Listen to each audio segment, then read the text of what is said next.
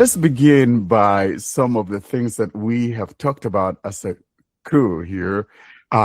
We talked about some of our favorite apps of 2025, those that we thought that took the crown for 2025. Let's begin with e-reader. You guys, which one do you think would be the best for 2025 from your perspective? I know that we crowned, which one did we crown, Karen? We crowned, there was Quickify, and I think I was also adding Readest, or was it Readify? No, I think it was. I don't remember. But we got several of those out there, guys. Dan, Mackenzie, Salvis, Okay. you guys, and Mahado, you guys, if you use e-readers, which one? No, I think it was Tech Freedom that we gave the top Exactly, it one was Tech Freedom. And to. Yeah. Lauren, I want to say something, and especially thanks to Karine, that I gave Quickify another try after a real long time on my tablet, and God, I really love this app, and it came a long way. Yeah, it's really nice to be able to have this text on the screen. I was with 11 Labs, and you said, "How come on? How did you go with 11 Labs?" And when I look at Quickify, it's really doing a great job. And what I like more is that if you're into using Telegram, it has a great Telegram bot. When you send them a file onto bot, and you will see them in your app. That's a great thing. That's right. Quickify is kind of less melodious. We don't sing enough praises of the app because in reality, the guy's continually working on it. And every time I say, hey, Stan, there's something here that I'm not happy with, next update, that thing is there. So it's not a bad app, and it has those Microsoft voices, for example. So if you like something natural sounding, I know the price is a little bit steep, but at least you could do that one-time payment. I know a lot of people would rather have that one-time payment instead of that monthly, whatever. If you don't want a monthly, it does have the monthly as well as the annual, but also most importantly that one-time payment as well. So I think it sets it apart. So those are but the ones. Warren, Yeah. Go ahead, Erin. regarding the lifetime payment, it doesn't cover the AI features. So if you want to use the AI stuff, like chatting with the AI and letting it do things for you with respect to the files that you're dealing with and the articles, you have to subscribe to this specific package, as far as I know. So the lifetime payment can't cover this. And this is just something that I think it's just normal, it's logical, it's something expected. Because, when you are dealing with an AI service, actually you are the dev himself is paying for the service. So, and this payment is not one-time payment, it's just recurring payment. So for that reason, he needs to cover this payment, and this is what is making him make the AI features I don't know if it's annual and monthly, but I think there's the monthly subscription. But I'm sure about what I'm sure about is that there's no lifetime subscription. You're right. There's no lifetime subscription. I think it's monthly. I think the thing though, for me, I don't use that feature. I just want to read my book. Okay. So I don't interact with the AI, and probably probably that's the reason why I overlooked that. And I'm glad you mentioned that, because if you're into the AI asking it questions, I think that's a monthly one. I'm not sure if there's an annual subscription. Probably there is, but I think it's just monthly. I'm not very sure as to whether or not if there's an annual one.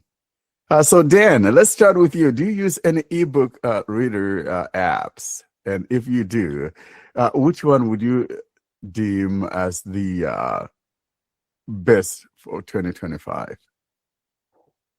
Yeah, well, first question, what types of books are you getting? Because I primarily use, the Libby app, the Bard mobile app, and get audiobooks. So are you getting like the classic books and reading them, or like where do you get your books so you can use the e-readers? Oh, I see what you mean. Yeah. So we're talking about EPUB books in general, or maybe documents, .docs or .txt, those electronic files, for example, including, books from Bookshare. I'm a Bookshare subscriber, so I download books from Bookshare and I use some of these e-readers to read my Bookshare books instead of using the Bookshare app. Occasionally, I would use the Bookshare app, but to be honest, most of the time, I'd rather just use another third party. Oh, okay. I thought the Bookshare was DRM locked down and you could only use the Bookshare app. That's interesting. I'll have to try that now. No, you can download in the download segment or session. You could choose to download it as an EPUB, and so with that, you can use any other e-reading app to read your Bookshare books with, and that's what I do. I got tons of books. I've been reading a lot of books from Stephen Ambrose. The guy has very nice books, and I think this week I kind of got like 5 or 6 books from him. Historical books. So yeah, if you're subscribed to Bookshare and you want to get some of those books and want to try some of these EPUB reading apps we're talking about, go ahead and give them a try. Yeah. Well, I did get the half-price subscription with Tech Freedom, I think last year even. So I do have that. So I'll probably try out Tech Freedom first and then go from there. Since Quickify, you have to, is there a free level with Quickify or you have to pay for each level? It's free. The only time, though, here's the thing with Quickify. If you want a background playback, for example, you have to either do a monthly, annual, or lifetime subscription. So in other words, it'll read for you, but if you shut off the screen, then it will tell you, please upgrade to the paid version to have that capability. So that's the downfall. Of course, it's just like any other app out there that is subscription based, limited to certain things or whatever. So the limitation here is that you cannot use it with your screen off. Okay, good to know. But the good thing too is that it exposes the text. So for example, you're reading and you want to find the spelling of a given word, you should be able to use your screen reader to find out as to how that spelling of that word is. So it's one of the reasons why we put it up there on the top with Tech Freedom, because my thinking or our thinking is that any EPUB reading app needs to give us a way of finding the spelling of words, because if all that we're hearing is a TTS readout and you hear a name like Toth and you're not sure how it is spelled, you're going to be spelled Dan Toth wrong, and so you look it up. Or maybe Salvis, and I want to find out how Salvis is spelled. I need to find out how it is spelled. And so the mighty 11 Labs reader, shame on you. I'm looking at you. Expose that text to our screen readers. Salvis, let's talk about you, my man. Do you do EPUBs at all? And if you do, which reader would you consider to be the one that takes the cake?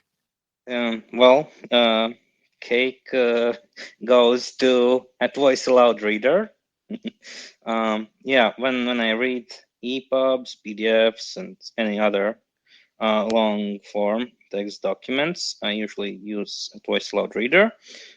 Sometimes also 11 Labs Reader, but I don't know, for some reason those voices sometimes trail off with longer sentences and paragraphs. So Voice Aloud Reader is go-to app for me.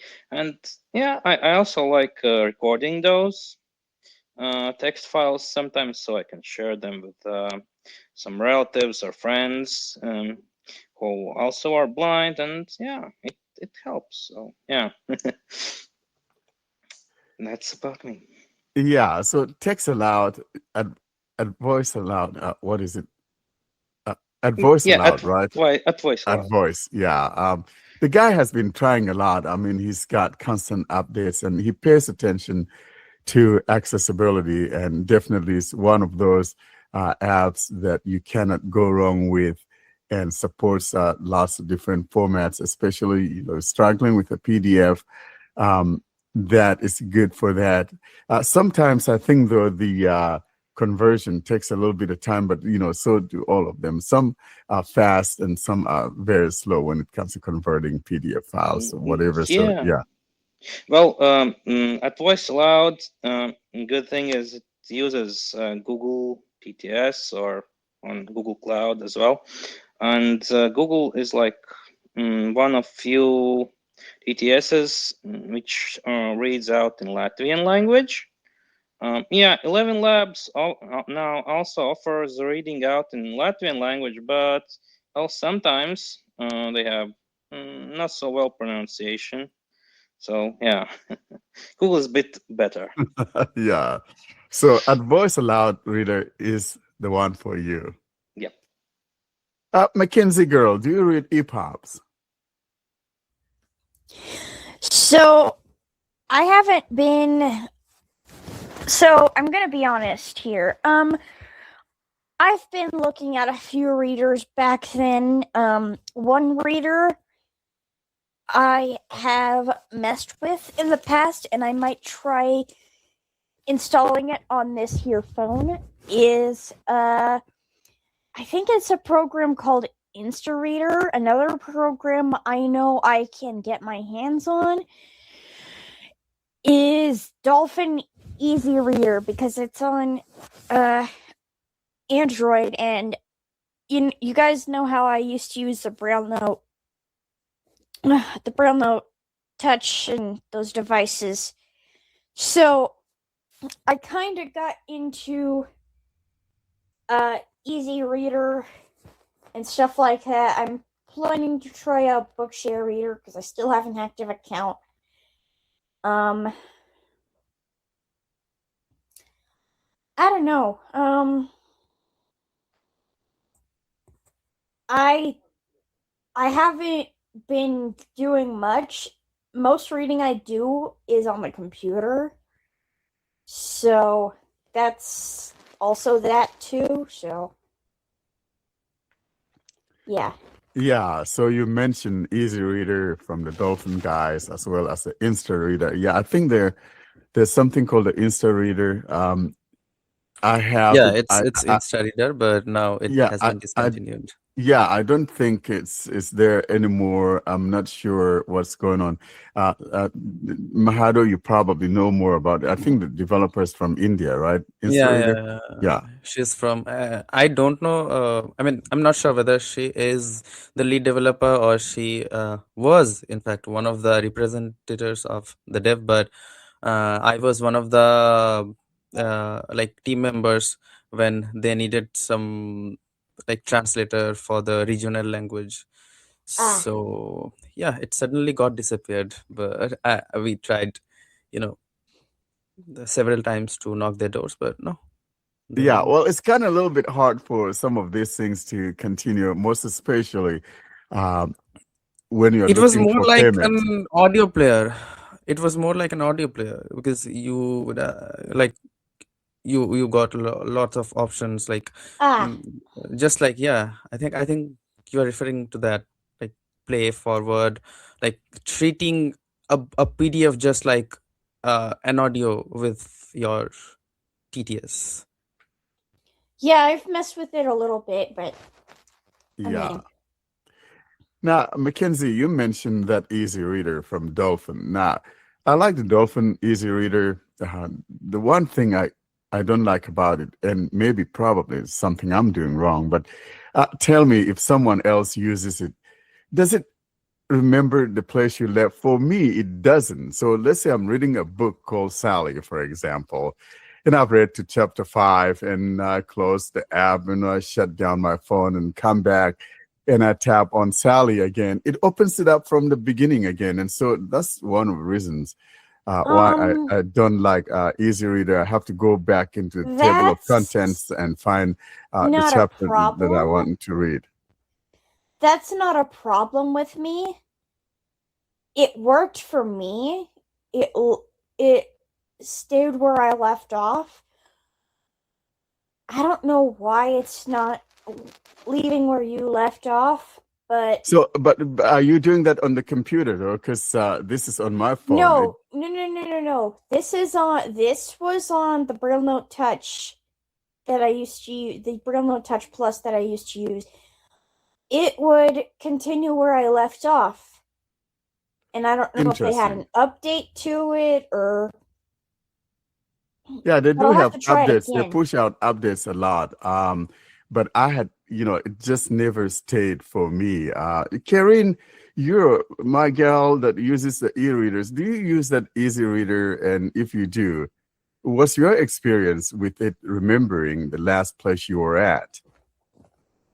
No, not really. I'm not using it currently. And the last time I used it, maybe it was several years ago. So I can't tell you anything about it. Okay. Yeah, it's not a bad app. The downside, though, is that if you want a PDF support, you have to, pay some moolah to be able to use it. But it's not a bad EPUB reader. My only gripe with it is that it doesn't remember my place, and it uses the Google TTS. Once upon a time, they were using vocalizer voices, but then they were charging like $9 instead of the $3.99 or whatever, and it wouldn't even let you use your own vocalizer voice. For example, if you had purchased one, let's say you purchase one from Code Factory, or if you have some other voice, maybe Eloquence back then in those days, and you want to use that Eloquence there, it just didn't let you use your locally stored TTS engines, and they wanted you to buy that. And I think it didn't work out for them. So now they're exclusively just using the Google TTS voices. All right, Mahado, let's talk about you. Which one is your favorite about EPUB readers and whether or not you use them? I'm not an EPUB guy. One of the main reasons of that is that there aren't any Bengali. I mean, there aren't like some sort of bunch of Bengali books which are available in EPUBs. I get lots of them in PDF, so I deal with PDF files a lot. And needless to say that ScribeMe would be my BFF, though I'm not subscribed to it, but still it would be my best friend forever in terms of reading or dealing with e-readers, just because it has the capability of like fetching all sorts of possible text formatting and stuff like that, layouts and all these things. So for you, ScribeMe is the one to go for, especially when you're dealing with a PDF file, right? Yeah, of course. How about docs, Microsoft Word documents and likes? It has a strange feature. So the dev has, I think it's not recent, but a few updates back, they introduced a share feature. So when you click on share, it would be shared as a doc file. So I mean, you can only import PDF files, but you can share the scanned one as a doc file. So it's quite strange for me, actually.